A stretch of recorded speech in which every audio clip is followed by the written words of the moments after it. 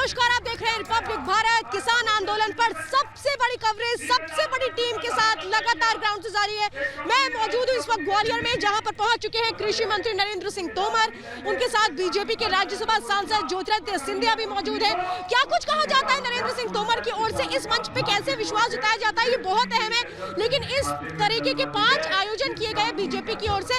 रीवा में इस वक्त मुख्यमंत्री शिवराज सिंह चौहान बोल रहे हैं और उनको ही जितने भी यहाँ पर किसान भाई मौजूद है, जितनी यहाँ पर महिलाएं मौजूद है, वो इस वक्त शिवराज सिंह चौहान को सुन रहे हैं। ये दिखा रही हूँ मैं, एलईडी लगाई गई है ताकि जो किसान है उनको यहाँ से जो भी संबोधन हो उसको सुनने में आसानी हो, देखने में आसानी हो। और इस वक्त जितने भी लोग यहाँ मौजूद है वो रीवा में जो कुछ कहा जा रहा है मुख्यमंत्री शिवराज सिंह चौहान की ओर से, उन बातों को गंभीरता से सुन रहे हैं। और उसके बाद कृषि मंत्री नरेंद्र सिंह तोमर जो इस वक्त स्टेज पर मौजूद है, वो यहाँ पर बड़ी संख्या में जो किसान मौजूद है इनको विश्वास दिलाएंगे कि कैसे ये जो कृषि कानून बिल है ये उनके हित में। महिलाएं भी यहाँ पर मौजूद है, बीजेपी के कार्यकर्ता है, तो किसान भी बड़ी संख्या में यहाँ मौजूद है। हम उनसे भी बातचीत करेंगे।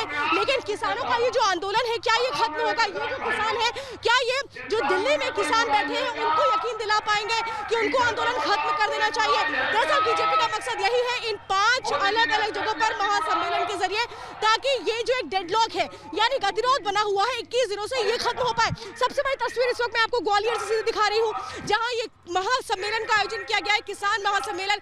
दूर दूर से यहाँ पर किसान आए हैं सुनने के लिए कृषि मंत्री नरेंद्र सिंह तोमर को। नरेंद्र सिंह तोमर अभी तक किसानों से संवाद दिल्ली में कर रहे थे, लेकिन आज ये संवाद हो रहा है ग्वालियर में। पहली बार मध्य प्रदेश पहुंचे हैं कृषि मंत्री नरेंद्र सिंह तोमर और मंच से वो संबोधित करेंगे किसानों को, तो विश्वास की एक बहुत बड़ी उम्मीद जताने की कोशिश होगी। और इस वक्त अनंत मेरे साथ, मेरे सहयोगी जुड़े हुए हैं, शाजिया टीकरी बॉर्डर से मौजूद है मेरे साथ। शाजिया, ये जो यहाँ का माहौल है ये तो दिखाता है कि एक सकारात्मक पहल की सरकार की कोशिश है, लेकिन ऐसे में किसानों को भी समझना होगा। वो समझेंगे कब? सवाल ये है।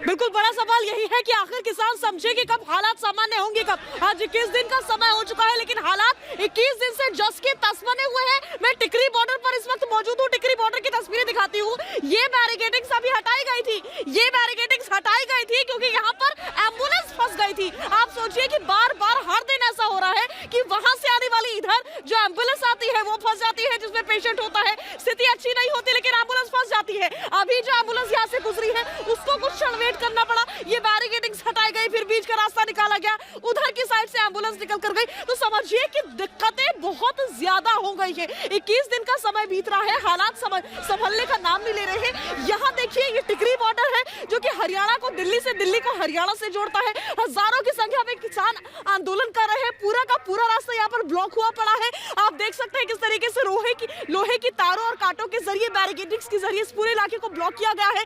किसान आगे आने की लगातार यहाँ पर से कोशिश कर रहे हैं, लेकिन हमारे सुरक्षा बल हालात को संभाले हुए हैं। लगातार कोशिश है कि किसान आगे ना बढ़ पाए, क्योंकि आगे बढ़ेंगे तो और हालात खराब हो जाएंगे। यहाँ देख सकते हैं आपकी पैरामिलिट्री फोर्सेस तैनात है, अलग अलग यूनिफॉर्म्स में आपको हमारे जवान नजर आ रहे हैं, और पूरा 1 से 1.5 किलोमीटर का रास्ता जो है वो पूरी तरीके से ब्लॉक है। लेकिन इसमें सबसे ज्यादा प्रॉब्लम जो है, जो समस्या है, वो जनता को हो रही है, कोशिशें हो रही है। 3 लेयर्स बैरिकेडिंग है शाजिया, जहाँ आप मौजूद है वहाँ 3 लेयर्स बैरिकेडिंग है।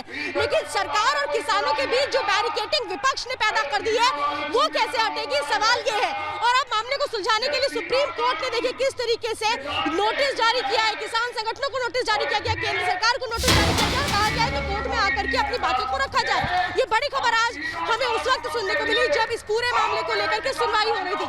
दरअसल किसान आंदोलन के खिलाफ याचिका दायर की गई थी सुप्रीम कोर्ट में, और सुप्रीम कोर्ट ने ही नोटिस जारी किया है किसान संगठनों को कि वो कोर्ट में आकर के अपनी बातों को रखे। और मैं लगातार यहाँ पर मौजूद हूँ, यहाँ पर किसान भाई मौजूद है, जरा उनसे ही समझते हैं। नरेंद्र सिंह तोमर को तो वो सुनने आए हैं, लेकिन ये आंदोलन खत्म कैसे होगा? मेरे साथ इस वक्त अनंत भी मौजूद है जो यूपी गेट से इस वक्त मौजूद है। मैं जरा इन किसानों से समझती हूँ कि ये क्या चाहते हैं, अविश्वास इतना ज्यादा क्यों हो चुका है, इतना अविश्वास सरकार पर क्यों है? आप नरेंद्र सिंह तोमर को सुनने तो आए हैं, लेकिन जो सरकार प्रस्ताव देती है उस पर हामी क्यों नहीं भर पा रहे? आप नरेंद्र सिंह तोमर को यहाँ सुनने आए हैं, कृषि मंत्री को सुनने आए हैं, लेकिन सरकार पर विश्वास क्यों नहीं जता पा रहे? सरकार पर विश्वास क्यों नहीं जता पा रहे? विश्वास है तो आंदोलन क्यों नहीं खत्म हो रहा है? आंदोलन फिर खत्म क्यों नहीं हो रहा है? सरकार पर विश्वास है तो क्या?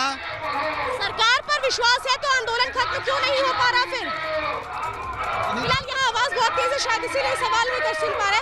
अनंत मेरे साथ इस वक्त मौजूद है। अनंत, सवाल तो यही है कि किसानों और सरकार के बीच ये जो बैरिकेडिंग लगा दिया विपक्ष ने मामला ना हल होने की, इसका समाधान क्या होगा? देखिए, जो मौजूदा हालात हैं श्वेता, वो हालात ऐसे हैं कि अब दो धड़े बढ़ते नजर आ रहे हैं। एक धड़ा वो है जो कि तीनों कारणों के खिलाफ लगातार सड़कों पर है, पिछले 21 दिन से ठंड में सड़कों पर मौजूद है। तो दूसरा धड़ा वो है जो कि कृषि मंत्री के पास पहुंचता प्रस्ताव लेकर अखिल भारतीय किसान समन्वय समिति की तरफ से 11 सदस्यीय प्रतिनिधिमंडल पहुंचा था कल कृषि मंत्री नरेंद्र सिंह तोमर से मिलने के लिए कृषि भवन में। और आज बीजेपी लगातार अप्रोच करने की कोशिश कर रही है किसानों के उन समूहों को जो समूह किसानों के प्रति जो ये कानून लाए गए, इन कानूनों के समर्थन में। मैं इस वक्त चिल्ला बॉर्डर पर मौजूद हूँ।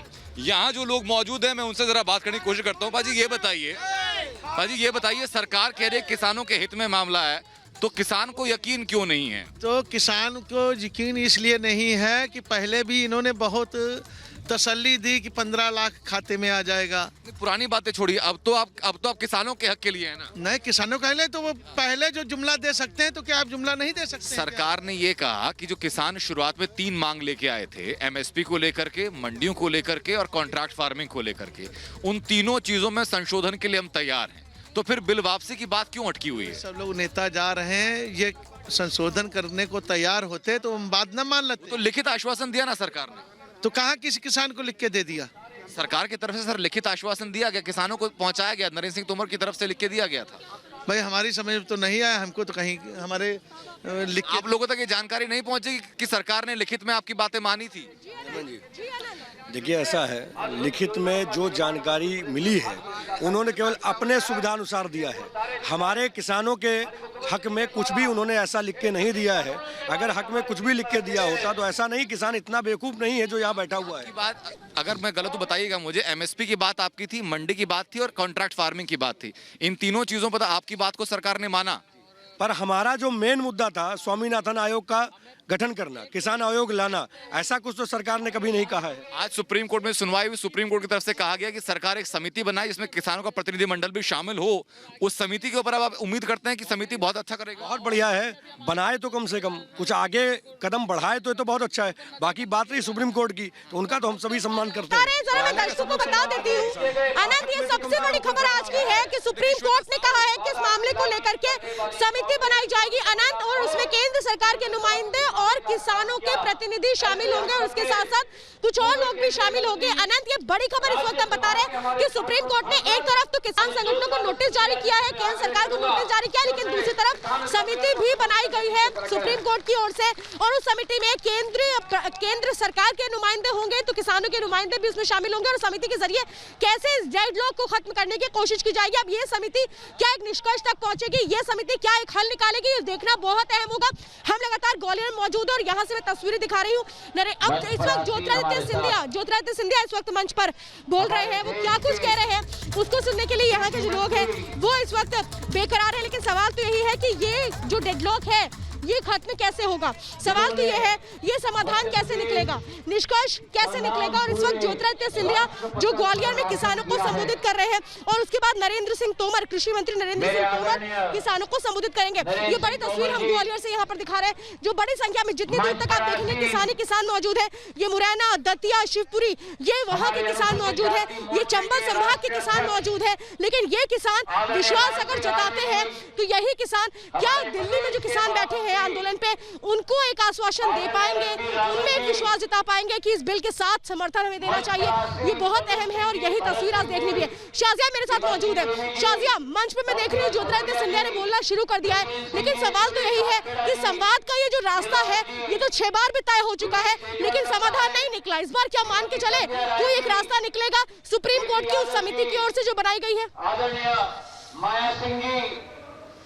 देखिए, रास्ता निकलना ही होगा और रास्ता निकलेगा तभी तो समाधान होगा, तभी तो जो मुश्किलें हैं वो हल होंगी। सरकार लगातार अलग अलग तरीकों से समझाने की कोशिश कर रही है, बेहतरी बताने की कोशिश कर रही है। कल भी हमने सुना गुजरात में देश के प्रधानमंत्री नरेंद्र मोदी ने किसानों को समझाने की कोशिश की, ये भी कहा कि अगर आपको शक शुबा है, कोई शंका है तो हम उसको दूर करेंगे, लेकिन हालात संभलने का नाम नहीं ले रहे हैं। लेकिन बड़ी बात यह है कि हालात को संभलना होगा, तभी चीजें नॉर्मल हो पाएंगी। लगातार हम अलग अलग बॉर्डर से तस्वीरें दिखा रहे हैं और जो बॉर्डर्स की तस्वीरें हैं वो कुछ खास अच्छी नहीं है।